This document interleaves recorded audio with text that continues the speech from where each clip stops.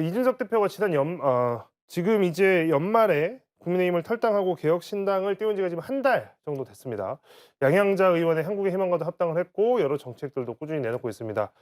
그런데 이제 지지율이 한편으로는 이게 한 7%, 8% 내외에서 이게 좀 멈춰 있는 기간이 좀 오래 가는 거 아니냐 이런 분석들도 나오고 있는데요. 이게 또 비슷한 시기에 이제 한동훈 비대위원장이 국민의힘에서 등판을 하면서 이게 영향도 좀 받은 거 아니냐 이런 분석도 나오고 있습니다. 이 지지율이 지금 좀처럼 속도를 내면서 올라가지 못하는 상황에 대한 분석 어떻게 하고 계십니까? 우선 저희가 창당 대회를 한 직후에 대통령과 한동훈 장관의 어떤 소위 말하는 윤한 대전 같이 이런 부분이 비춰지면서 저희가 스포트라이트를 조금 잃었던 거는 사실인 것 같습니다. 그리고 제가 최고위원으로서 보면은요. 저희가 지지율만 놓고 봤을 때 약간 비효율적인 행보들을 하는 것들이 있어요. 제가 그냥 제 마음대로 그냥 할 수 있다면 양당 욕만 하고 아니면은 그냥 새로운 이미지만 뭔가 산뜻한 이미지만 내면서 구체적인 정책은 내지 않는 것이 지지율에 가장 도움이 될지도 모릅니다. 왜냐하면 저희가 이런저런 정책을 낼 때마다 찬성하시는 분들도 있지만 반대하시는 분들도 당연히 계시거든요. 그러면 오히려 저희는 지지율에 타격을 입고 있는 걸지도 모릅니다. 네, 그럼에도 불구하고 저희는 이 당이 그냥 새로운 이미지만 내세우는 것이 아니라 실질적인 이야기를 하는 정당이라는 이미지를 구축하기 위해서 다소간의 지지율 타격을 감수하면서 지금 이런 과정을 밟아 나가고 있는 것이고, 저희는 이런 투자를 통해 가지고 국민들께서 '아, 이 사람들은 뭔가 기존 정당들이랑 좀 다르구나.' 그리고 가장 이제 좀 두드러지는, 특히 '아, 이 사람들은 어지간해서는 국민의힘에 다시 돌아가지 않겠구나. 뭔가 독자적인 아이덴티티를 구축하겠구나.'라는 생각을 심어드리는 저희는 투자 과정이고, 이걸 통해서 실체가 어느 정도 확립이 된다면은 사실 많은 국민들께서 총선 직전에 정당이나 후보들에 대해서 관심을 많이 가지시거든요. 그래서 그때 '아, 얘네는 뭔가 좀 달라. 독자적인 세력으로서의 부스트를 좀 그때 당시에 받을 수 있지 않겠느냐.'라고 생각하고 있습니다. 그래서 뭐 요약하자면 지금은 좀 지지율을 당장 올리지 못하더라도 저희의 아이덴티티를 구축해 나가는 단계다. 그렇게 저희는 보고 있습니다. 국민의힘으로부터의 반사이익이나 국민의힘과 연관되어 있는 지지율의 비례 혹은 반비례의 고리를 끊어내는 과정에 있다라고 말씀을 해주셨는데요. 네. 지금 아까도 이제 말씀드렸지만 아직은 좀 국민의힘이 어떠냐에 따라서 좀 영향이 있는 것 같기도 합니다. 그 부분에 대해서 교수님께서는 어떻게 분석하십니까? 기본적으로 이제 제3지대가 어떤 적극적인 정치 노선을 추구하는 유권자 집단을 겨냥하는 것처럼 말은 하지만 사실 이제 그렇게 무응답층이나 중도 성향으로 남아 있는 분들이 비교적 이제 정치적인 열정이나 이런 것들이 좀 약한 분들인 경우가 많거든요. 그러다 보니까 이제 상대적으로 내 정당에 대한 이제 거부감을 가지고 있는 분들이 이제 이 유보층으로 이제 나와 있었던 건데, 지금 이제 여러 여론조사 결과에서도 드러나듯이 선거가 가까이 올수록, 그러니까 선택의 순간이 다가올수록 점점점 이제 선택을 하면서 이제 흩어집니다. 그러다 보니까 이제 남는 정말로 어떤 제3의 노선을 적극적으로 지지하는 사람들이 이제 줄어드는 것처럼 보일 수밖에 없는 거죠. 근데 이제 그렇다고 해서 거기에 너무 일희일비해서 다시 이제 양당 때리기와 정치 혐오를 부추겨서 뭔가 그냥 이미지만으로 새로움을 추구하는 것이 오래갈 수 없다는 것을 우리가 역사적으로도 확인했고, 그렇기 때문에 이제 그걸 알면서도 정당의 고유한 정체성을 찾아나가는 과정이라고 말씀하신다면 저는 굉장히 이제 좋은 방향 또는 지지하고 싶은 마음이 있고, 말씀하신 것처럼 그런 의미에서 지금 이제 국민의힘이 상대적으로, 그러니까 대통령과 동일시되지 않음으로써 조금 이제 지지율을 덜 잃는 측면이 분명히 하나 있는 것 같고, 그러니까 유권자 집단도 그러니까 떠날 때도 충분한 명분이 필요하고 남을 때에도 충분한 명분이 필요한데, 지금 일정 정도 남아 있을 명분을 준 것 같습니다. 한동훈 비대위원장 쪽에서. 그런 의미에서 지금 이제 과감하게 이제 윤석열 대통령과 결별하고 나온 지금 개혁신당 입장에서는 조금 안 좋은 상황인 건 분명하죠. 그러나 이제 선거는 또 이제 시간이 지나면서 어떻게 바뀔지 모르기 때문에 좀 더 지켜봐야 될 것 같습니다. 네. 자, 이제 본격적인 공천 작업에 들어간 여야의 상황을 짚어보는 시간으로 가겠습니다. 어제 더불어민주당 이재명 대표가 신년 기자회견을 열었습니다. 22대 국회의원 총선을 무너져가는 대한민국을 바로 세울 마지막 기회다 이렇게 규정을 하면서 지지를 호소했는데요. 영상을 보고 오겠습니다. 우리 대한민국이 민생, 전쟁, 저출생, 민주주의라는 측면에서 4대 위기에 처했습니다. 지난 2년간 윤석열 정부는 주권자인 국민의 뜻을 무시한 채 정적 죽이기에만 올인했습니다. 민주당에는 위기 극복 DNA가 있습니다. IMF 금융위기, 박근혜 탄핵 공백을 극복하고 코로나 위기를 모범적으로 이겨낸 더불어민주당이 대한민국을 바로 세우겠습니다. 네. 윤 대통령은 취임 100일 기자회견 이후에 작년에 이어 올해도 신년회견을 하지 않고 있습니다. 내용을 떠나서 이재명의 대통령 같은 신년 기자회견 뭐 이런 평가도 좀 나왔습니다. 자, 이제 영상 보셨는데요. 두 분 어떻게 보셨는지 궁금합니다. 교수님 어떻게 보셨습니까? 예, 뭐 일단 말씀하신 것처럼 대통령이 이제 몇 년째 안 하시다 보니까 대비해서 이제 마치 뭐랄까요, 뭐 언론도 그렇게 보도를 했던데 대통령의 신년 기자회견을 보는 것 같다. 뭐 그런 느낌을 주신 것도 사실이고 또 상대적으로 이제 대통령이 조금은 즉흥적이고 애드립을 섞어가면서 좀 거친 언사를 많이 내놓는 것에 비해서 안정감 있는 모습을 뭐 의도적으로 보여주려고 노력했던 것 같습니다. 그런데 이제 내용과 관련해서는 그만큼 대한정당 또는 이제 수권정당으로서의 이미지를 보여주었나, 그러니까 안정감 있다, 뭔가 이제 불안하지 않는 이미지를 보여주는 데는 성공한 것 같은데 지금 한국 사회가 처한 위기, 말로는 이제 4대 위기를 거론했지만 정말 그 위기를 진지하게 느끼고 있는지는 저는 별로 느낌이 그렇게 전달되지는 않았습니다. 약간 위기라는 말도 너무 수사적인 것 같고 위기에 대한 대응도 그런 의미에서 그다지 이렇게 뭐 혁신적인 느낌이 없고 그리고 전반적으로 경제의 모든 것을 뭐랄까 이제 대표적으로 이제 출생 기본소득 뭐 이런 논의를 봐도 그렇지만 기본적으로 사람들이 경제적 동물로서 경제적 안정이면 모든 것을 다 해결할 수 있을 것처럼 접근하는 그런 느낌이 좀 들어서 저 개인적으로는 조금 아쉬웠습니다. 네. 최 의원님 어떻게 보셨어요? 대통령 복이 엄청 크게 있으시죠. 그거는 제가 봤을 때는 이재명 대표가 지금 뭐 민주당이 대한민국의 위기를 해결하겠다라고 하시는데 사실은 이재명 대표의 민주당이 과반을 훌쩍 넘는 의석을 갖고 있음에도 불구하고 말씀하신 한 네 가지 정도의 대한민국의 위기를 위해서 지금까지 어떤 구체적인 고민을 해왔느냐는 사실 잘 보이지 않았습니다. 잘 보이지 않았고 내용이 없는 것을 신년 기자회견에서 갑자기 만들어낼 수는 없는 것이거든요. 그러니까 대통령에 비해 굉장히 뭐 기자회견을 하는 것만으로 박수를 받을 만한 상황인 것은 맞지만 역설적으로 지금까지 왜 안 했느냐, 과반이 넘는 의석을 가지고 라는 질문에 대대로 된 답변이 나오지는 않는다. 저는 뭐 그렇게 평가합니다. 자, 여야가 지금 또 굉장히 비판받고 있는 것 중에 하나가 뭐냐면 이 선거와 관련해서 룰도 아직 정하고 있지 못한 상태입니다. 이게 지금 선거가 이게 뭐 1년 남은 것도 아니고 6개월 남은 것도 아닌데 뭐 2달 조금 넘게 남은 상황인데요. 이게 룰도 안 정해져 가지고 지금 선거를 하자라고 하는 게 맞나? 또 여기에 대해 책임이 굉장히 큰데요. 특히 이제 비례대표제 관련해서 합의를 못 하고 있는데 국민의힘은 사실상 이제 병립형으로 회귀를 하겠다라고 이야기를 했고 그게 되지 않으면 지난 총선처럼 또 위성정당 만들겠다라고 해서 거기에 대한 준비에 들어간 것으로 알려졌습니다. 민주당이 지금 선택을 못하고 있는 상황인데 민주당 이재명 대표가 뭐 신중하게 의견 수렴 중이다라고 계속 이야기는 했지만 이게 내부적으로 고민이 많은 것처럼 보였습니다만 결국에는 전당원 투표, 뭐 빠르면 이번 주말이 될 것으로 보이는데 전당원 투표를 통해서 이거 선거제 병립형으로 돌아갈 것이냐 아니면 연동형 유지할 것이냐 이걸 결정한다고 합니다. 그런데 이게 사실상 병립형으로 돌아가기 위한 수순인데 이게 수순으로 보는 시각이 많이 있는데요. 자, 이거 전당원 투표가 어떻게 결론이 날지 이거 좀 너무 뭐 불보듯 뻔한 거긴 하고 근데 이렇게 간다라고 했을 때 뭐 후폭풍은 없을지 좀 이런 생각도 드는데 어떻게 보셨습니까? 비겁한 거죠. 이 논의는 사실 의총에서 결론을 내도 됩니다. 근데 지금 더불어민주당 같은 경우에는 병립형 회귀를 반대하는 의원들이 굉장히 많죠. 80여 분 이상 있다 보니까 의총에서 결론이 안 나거나 아니면 이재명 대표가 원하지 않는 방향으로 갈 것 같으니까 사실 이재명 대표의 지지세가 넓은 당원들을 내세워서 이거를 돌파하겠다라는 것이거든요. 사실 이상한 겁니다. 그리고 저희가 뭐 직접 민주주의를 폄하할 생각은 없지만 당의 대표는 특히 여전히 당원들의 인기가 높은 대표는 자기 뜻대로 이 투표 결과 어느 정도 끌고 갈 수 있어요. 그럼 이게 비극의 시작이거든요. 예전에 그 서울시장, 부산시장 재보궐 같은 때도 보면은요.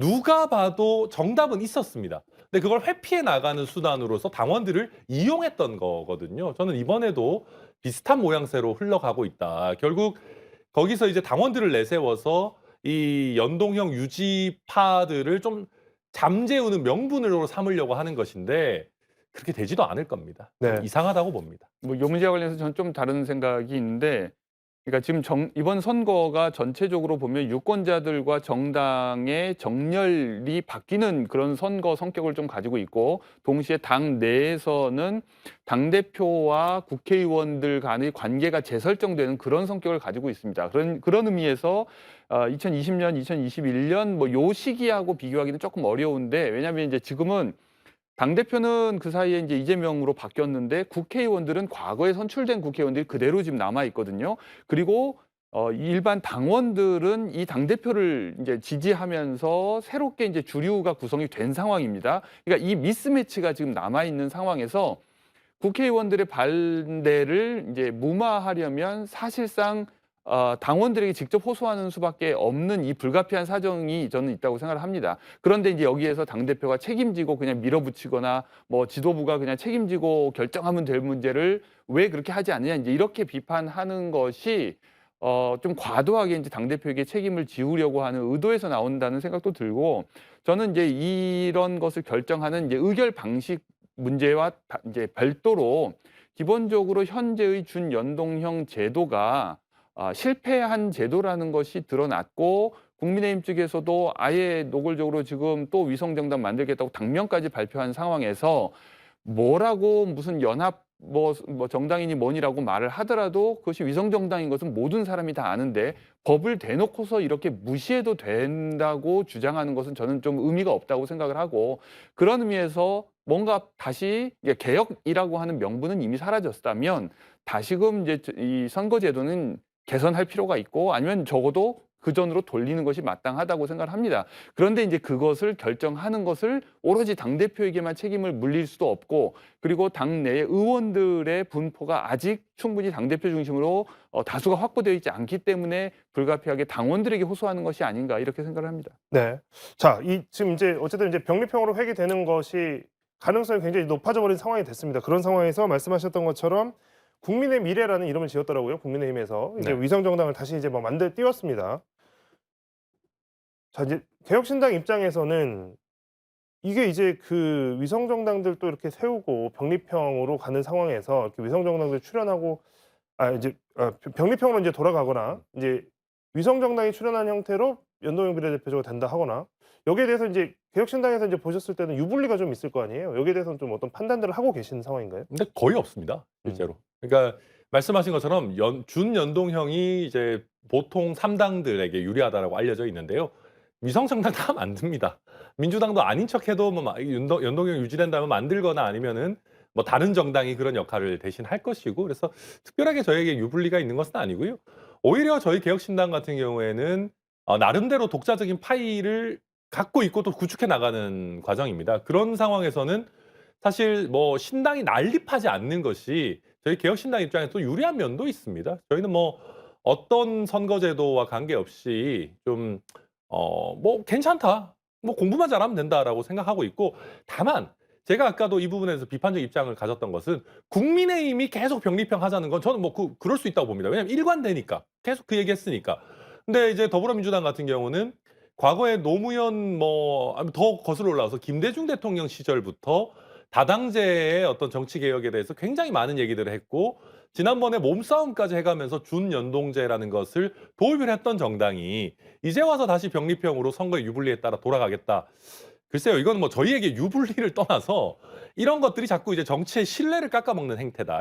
그래서 비판을 하는 겁니다. 예, 그런 의미에서 민주당이 숙고의 능력이 부족한 점은 비판받아 마땅하다고 저는 생각을 하고, 그런 의미에서 다당제에 대해서 진심으로 뭔가 마음이 있다면 정말로 대통령제를 그대로 두고서 자꾸 다당제 얘기하는 것은 제가 보기엔 약간 사기에 가깝고 오히려 그런 의미에서 저는 개혁신당이 결선 투표제를 얘기하는 것이 오히려 정직하다고 생각을 합니다. 대통령제를 그대로 둔 상태에서 다당 구도가 유지될 수 있으려면 결선 투표제를 도입해야 마땅하고 그런 의미에서 이제 권은희 의원이 마침 이제 그 의제를 이제 아주 강하게 요구를 했는데 그런 의미에서 개혁신당이 함께 하시면 참 좋을 것 같습니다. 네. 감사합니다. 자, 이재명 대표가 이제 총선 목표를 좀 내놨습니다. 이제 지금 알려진 바로는 이번 총선 목표는 일당 그러면서 151석, 그러니까 정확하게 의결 정족수가 조금 넘는, 그러니까 한석 넘는 과반을 목표로 삼았는데요. 가능할지 이 부분에 대해 좀 원초적인 질문입니다만 교수님 어떻게 보십니까? 두 가지 이제 상반된 지표가 있습니다. 하나는 이제 대통령 국정에 대한 지지 여부를 묻는 것으로 보면 아주 오랫동안 뭐 이렇게 굉장히 더블 스코어 정도로 이제 비판적인 여론이 우세했기 때문에 그런 구도에 따라서 현 정권에 대한 심판 성격으로 총선이 치러진다면 제1야당이 가장 득을 보는 것은 뭐 예상 가능한 일이죠. 그런데도 이제 151석이라고 하는 비교적 이제 겸손하게 이제 그 목표를 설정한 이유는 다른 이제 조사 결과들을 보면 정당 지지율 면에서 국민의힘을 그렇게 압도하지 못하고 있거든요. 그러니까 그런 의미에서 과반을 넘기는 것을 안심할 수 없는 것은 분명한 것 같고 더 나아가서 지금 어쨌든 분당 수준으로까지 확대될지는 아직 모르지만 적어도 전 당대표를 지내신 분이 탈당을 해서 현역 의원들까지 이제 나간 상황에서 표가 분산되는 것은 좀 불가피해 보입니다. 제3지대가 표를 나눠 가지는 경우에 누가 당선이 될지 그건 뭐 장담할 수 없는 상황이 수도권에서는 특히 펼쳐질 수가 있어서 그 점에서 아직까지는 좀 불확실한 상황인 것 같습니다. 천 의원님 보시기에는 151석 좀 엄살일까요? 아니면 좀 무리한 목표일까요? 저는 범야권 200석은 가능하다고 보거든요. 그러니까 범야권, 이게 네. 뭐 저희를 포함한 3당이 어느 정도 약진하느냐에 따라서 민주당이 이제 최종 스코어는 어떻게 될지는 좀 봐야 되겠습니다만은, 그러니까 저희가 개혁신당이 이번에 뭐 70석을 할 것 같지는 않습니다. 솔직하게 말씀드려서. 저희는 뭐 교섭단체 이상의 성과만 내더라도 큰 성공이라고 생각을 하고 있고, 그렇다라고 한다면은 저는 더불어민주당이 151석 정도는 3당이 유의미한 성과를 내더라도 가능한 상황이 아닌가라고 보여집니다. 하태경 의원이 그런 얘기를 한번 하더라고요. 대통령 지지율 곱하기 3을 하면 여당 의석 정도가 나올 거다. 그러니까 이제 지금 한 30% 초반대를 하고 있는데 대통령이 거기에 곱하기 3을 하면 한 100석 정도 수준입니다. 제가 국민의힘 지지층에서 보면 왜 박하게 얘기하냐 좀 그러실 수 있겠지만 그냥 저는 한마디만 말씀드리면요. 오늘 강서구청장 보궐선거 다시 하면 결과가 바뀔 것 같냐? 저는 여쭤보고 싶어요. 안 바뀔 겁니다. 한동훈 위원장 때문에 한동훈 위원장 개인의 인기도는 높아졌고 당 지지율은 안 빠지고 있는 것 같다라고 많은 분들 보시지만 대통령과 대통령 배우자에 대한 근본적인 불신과 비호감도는 전혀 나아지지 않았습니다. 그런 상황에서 막상 유권자들이 투표소에 가서 투표를 할 때요. 한동훈 위원장 보고 찍는 게 아닙니다. 정권에 대한 평가가 사실 그 득표로 나타나는 것인데 그런 면에서 저는 여당이 100석을 넘기는 것이 결코 녹록한 상황이 아니다. 그렇게 평가합니다. 네, 민주당 이야기 마지막으로 이 문제는 좀 한 번씩 두 분 의견을 들어보고 싶습니다. 컷오프가 민주당 이제 다음 주 초에 아마 이제 컷오프가 발표가 될 것 같고요. 그리고 이제 컷오프 되기 전이지만 뭐 경선 후보들에 대한 적격성 심사 또 그래서 부적격 통보를 받으신 분들 중에는 탈당을 하신 분들도 이미 나오고 있습니다. 컷오프가 발표되고 경선 후보자들이 확정이 되고 나면 거기 안에 들어가지 못한 분들이나 혹은 이제 그 경선에서 생기는 이제 갈등들이 좀 더 표출이 될 텐데 이런 분들이 제3신당으로 가실 텐데 그 규모나 그 영향력에 대해서 가늠이 잘 되지 않습니다. 어떻게 보십니까, 교수님께서는? 근데 벌써 이제 컷오프 된 분들이 한둘씩 이탈해서 입당 선언을 하는 걸 보면 앞으로 이제 추가로 여러분이 있을 거라고는 충분히 예상할 수 있을 것 같은데 그분들이 이제 애초에 이제 신당이 추구해 왔던 개혁적이고 젊은 이미지에 도움이 될지 오히려 마이너스가 될지 이제 그게 이제 관건인 것 같고요. 그런 의미에서 대개 이제 컷오프 대상이 정말 본인은 억울할 수 있지만 남들이 보기에도 이건 정말 부당한 탄압이거나 억울한 일이다라고 보기는 이제 쉽지 않아서 이제 그 일이 이제 어떻게 규모 면에서도 이제 우리가 지켜봐야 되겠지만 그것이 가져다줄 어떤 유익 면에서도 아직은 좀 뭐 예단하기는 어려운 것 같습니다. 최 의원님 보시기에 어쨌든 뭐 이 경선 과정에서 나오게 되시는 분들 어떤 이유에서건 이런 분들 중에서도 함께 하실 만한 분은 있다고 생각하실 수 있는 거죠? 아, 엄청 많죠. 그러니까 우리나라의 그 공천이라는 게요. 별로 그렇게 국민들에게 공정하다는 신뢰가 없어요. 그러니까 이제 미국 같은 데도 보면은 각 당이 안전 의석이라고 하니까 여기는 어지간하면 당선된다라는 지역들이 있는데 거기는 보통 경선이 뭐 예를 들면 어떤 경선 과정이라는 게 제도가 바뀌지 않고 굉장히 오랜 기간 공정한 룰로 진행이 많이 됩니다. 근데 우리나라는 보면은 이게 바람에 따라서 당대표가 누구냐 아니면 권력이 누구에게 있느냐에 따라서 굉장히 많이 흔들리거든요. 그래서 물론 그 교수님 지적도 타당하지만은 많은 분들이 이게 꼭 능력이나 아니면 의정 활동에 있어서의 존재감이 평가 요소의 다가 아니라는 걸 많은 국민들이 아세요. 그렇기 때문에 오히려 알곡은 쳐내고 쭉정이를 골라내는 공천들이 많기 때문에 저는 그런 면에서 공천 탈락하신 분들이 특히 지역구에서 본인 지역구가 탄탄하신 분들은 굉장히 큰 존재감을 발휘할 수 있지 않겠나 기대합니다. 자, 이제 다음으로 국민의힘 상황을 한번 이야기해 보겠습니다. 지난주에 윤석열 대통령과 한동훈 비대위원장이 사퇴 요구로 인한 갈등 이후에 서천 화재 현장에서 만났습니다. 또 엿새 만에 오찬 회동도 가졌는데요. 자, 신속하게 봉합이 됐다. 뭐 봉합이라는 표현에 대해서 여러 평가가 있지만 봉합이 된 것처럼 보이고 있고 또 일단락된 것 같습니다. 유권자들에게 근데 이 한번 보여줬던 그 갈등에 대한 이미지는 쉽게 잊혀질 것 같지 않은데요. 천 의원님 보시기에 이런 갈등들이 봉합이 됐다라는 것이 이제 유지가 될 수 있을까요? 아니면 여전히 그런 불안불안한 마음들이 유권자들에게도 계속 남아있게 될까요? 제가 이제 여권 내에서 좀 전략가 대통령과도 자주 소통하고 굉장히 고위 당직자들과도 자주 소통한다고 하는 전략가를 한번 만나서 얘기를 들은 적이 있는데 그런 얘기를 하더라고요.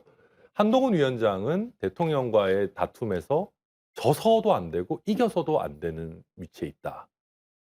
이게 지금 대통령 임기가 이 정도 남아 있는 상황에서 이기면 대통령의 조기 레임덕이고 한동훈 위원장이 지면 이거는 총선 참패다. 그러니까 적당히 다툼이 있는 것처럼 끌고 가야 된다. 이런 식의 얘기들을 많이 하시는데 근데 우리 국민들이요. 정치 구단이시거든요. 그래서 이게 어느 정도 그런 어떤 아슬아슬한 구도로 갈 수 있을지 저는 일단 한 가지 의문이 있고 다만 한동훈 위원장이 보수 진영의 지지층들에게 에너지를 주고 있는 건 맞습니다.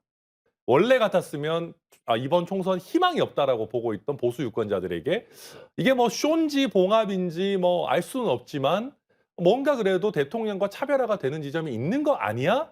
라고 보수 진영 지지층에서는 나름대로 높게 평가하는 지점들이 있는 것 같고요. 다만 애석하게도 중도층이나 아니면은 대통령을 지지하지 않는 국민들이 보셨을 때는 아니 이거 무슨 봉합도 굉장히 좀 어색하고 너무 급작스럽고 한동훈 위원장이 90도로 인사하는 그 이미지 때문에 제대로 대통령과 한동훈 위원장의 분리도 일어나지 않았던 것 아닌가 그렇게 보신 분들이 많은 것 같아서 요약하자면 보수 지지층에서는 기대를 갖고 있겠지만 중도층에서 봤을 때 이런 행보들이 그다지 큰 효과를 가져오는 것 같지는 않습니다.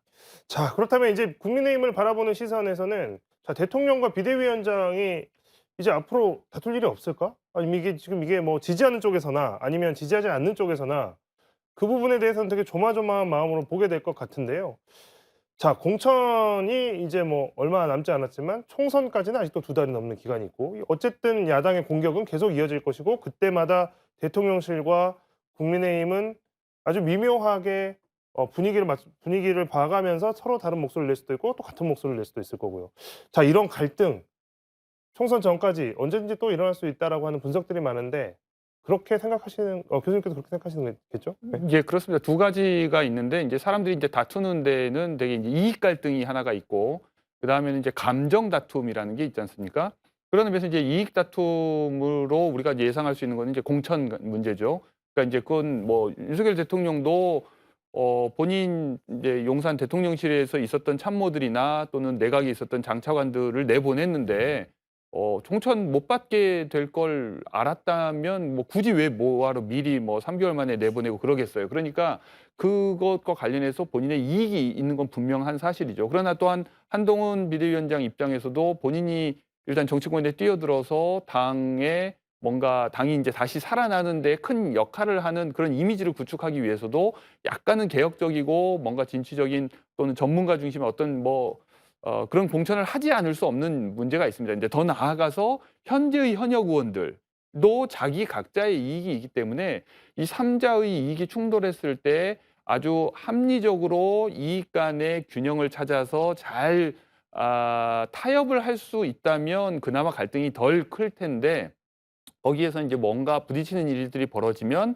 그게 이제 감정 다툼으로까지 번져 나갈 수 있고 더 나아가서 이제 그 애초에 이제 그 감정 다툼의 이제 출발도 사실 말에서 비롯됐지 않습니까? 비유 이런 것들을 이제 잘못 쓰다 보니까 이제 지금 현재까지는 이제 선수들의 수가 많지 않지만 이제 현장에서 뛰는 예비 후보들과 이제 공천장을 받은 선수들이 더 많아지면서 각자 이제 지역구에서 한 표라도 더 얻기 위해서 필요한 말들을 하다가 그것들이 누군가의 감정을 건드리는 순간 또 걷잡을 수 없는 갈등으로 번질 가능성이 잠복해 있는 것이죠. 잠복해 있는 것이다. 이게 뭐 내재되어 있는 갈등의 상황을 정확하게 이제 표현을 해주셨습니다.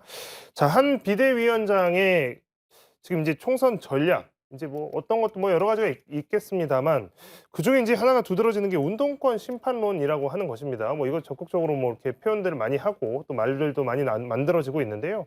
8.6 운동권 특권 세력 청산은 시대 정신이다 이렇게 또 강조를 한 바도 있습니다. 어제 또 여기에 대해서 이재명 민주당 대표는 586이 아닌 검찰 독재가 청산 대상이다 이렇게 맞받아치기도 했는데요.